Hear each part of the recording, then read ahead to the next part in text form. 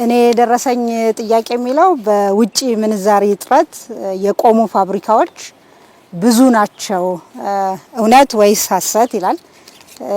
እንግዲህ ቅድም ሌሎች የሥራ ባልደረቦቼ እንደደረሷቸው ጥያቄዎች አይነት ይሄ 100% እውነት ወይም ሐሰት ነው ብሎ የማይባል አይነት ጥያቄ ነው። ምክንያቱም ፋብሪካዎች በውጭ ምንዛሪ እጥረት ምክንያት በመርህ ደረጃ ሊቆሙ ይችላሉ።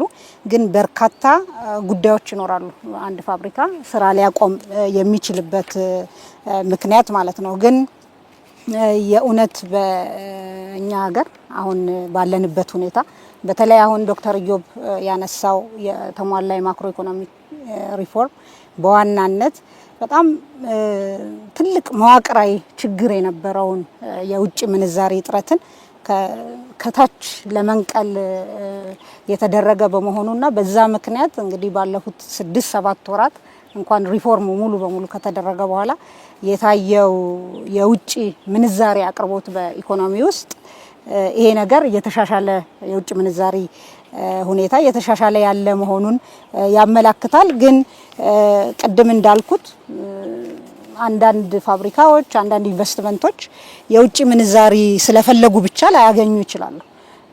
በመርህ ደረጃ ፋይናንስ በውጭ ምንዛሪ የሚሆን በኢትዮጵያ ገንዘብ ሊያገኝ የሚችለው አንድ የኢንቨስትመንት ፕሮጀክት በአዋጭነቱ መጠን ከፋይናንስ ሊያደርገው ከፈለገው የባንክ ጋር በመነጋገር ባንኩ ይሄን ኢንቨስትመንት ፋይናንስ ባደረግ ያዋጣኛል ብሎ ሲያምን ፋይናንስ ያደርገዋል ማለት ነው። የውጭ ምንዛሪውም በዛው መጠን የሚሄድ ነው ማለት ነውና የውጭ ምንዛሪ እጥረት ብቻውን ፋብሪካዎችን አያቆምም። ያ ደግሞ አንድ ኢንቨስትመንት አዋጪ እስከሆነ ድረስ ፋይናንስ ሊደረግበት የሚችል ሁኔታ መፈጠሩን በደንብ በቁጥሮች ማየትም እንችላለን ማለት ነው።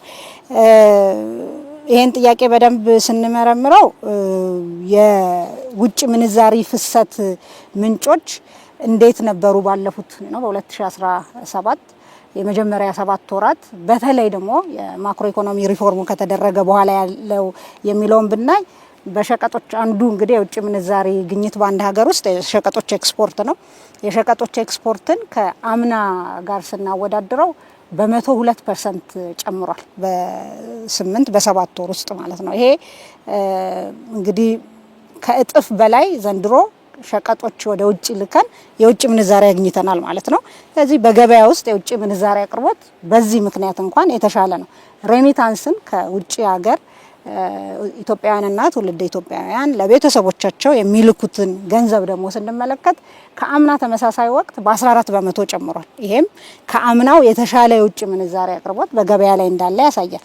ከልማት አጋሮች ኋላ ዶክተር ኢዮብ ድጋሚ ጥያቄ ስታገኝ እዚህ ላይ ኮሜንት ልታረግ ትችላለህ።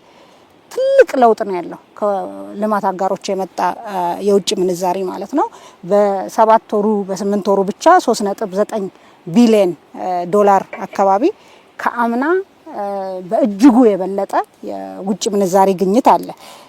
እንግዲህ የውጭ ምንዛሪ ሁኔታ በገበያ ውስጥ የተሻለ መሆኑን ሌላው ማሳያ እንደምታውቁት የብሔራዊ ባንክ ገበያውን የውጭ ምንዛሪ ገበያውን ለማስተካከልና የተሻለ እንዲሆን ከሚያረጋቸው ስራዎች ውስጥ አንዱ እጥረት ያለ ከመሰለ ለገበያው የውጭ ምንዛሪ ማቅረብ ነው። በዛ ሌቭል እጥረትም ባይኖር እንደምታስታውሱት በቅርብ ጊዜ 2 ጊዜ የብሔራዊ ባንክ በጨረታ የውጭ ምንዛሪ ለገበያ አቅርቧል ማለት ነው። ስለዚህ የውጭ ምንዛሪ አቅርቦት ሁኔታ በገበያ ውስጥ ለአዋጭ ለሆኑ ፕሮጀክቶች ችግር የሚሆንበት አዋጭ ለሆኑ ፋብሪካዎች ችግር የሚሆንበት ጉዳይ የለም ማለት ነው። በአጠቃላይ ግን ባለፉት 6 ወራት ብቻ ባንኮች 5.1 ቢሊዮን ዶላር ገዝተዋል የውጭ ምንዛሪ ማለት ነው።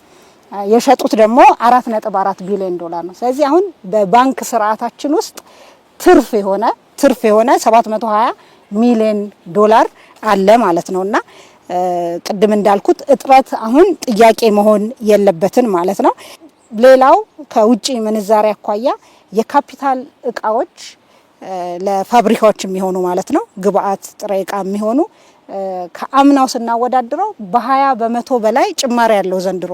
ስለዚህ የውጭ ምንዛሪ ለፋብሪካዎችና ለአምራች ኢንዱስትሪ የሚሰጠው ከአምናው በጣም የተሻለ ሆኗል የሚለውን ይሄም ቁጥር በደንብ አድርጎ ያሳያል ማለት ነውና በአጠቃላይ ፋብሪካዎች እንደምታውቁት ይሄ ኢትዮጵያ ታምርት ብለን ባልነው እንቅስቃሴ በተለያዩ ምክንያት በኮቪድ-19 ዓለም አቀፍ አገራዊ በሆኑ ችግሮች ስራ አቁመው የነበሩ 446 አምራች ኢንዱስትሪዎች ይልቁንም አቁመው የነበሩ እንግዲህ ወደ 395 ፋብሪካዎች ስራ እንዲጀምሩ ችግሮቻቸው ተፈቶላቸው ሆኗል። በትግራይ ክልል ያሉ አሉ፣ በሌሎች ክልሎች እንደዚሁ በተለያየ ምክንያት ያቆሙና አንድ በአጠቃላይ ማለት የምፈልገው አንድ አምራች ኢንዱስትሪ አንድ ፋብሪካ አሁን ባለንበት ሁኔታ የውጭ ምንዛሪ መዋቅራዊ ችግር የሚሆንበት ጊዜ የለም። ይልቁንም የውጭ ምንዛሪ በደንብ በኢኮኖሚ ውስጥ በባንኪንግ ስርዓት ውስጥ በደንብ ነው ያለው የሚለውን ለማስረገጥ ነው የምፈልገው።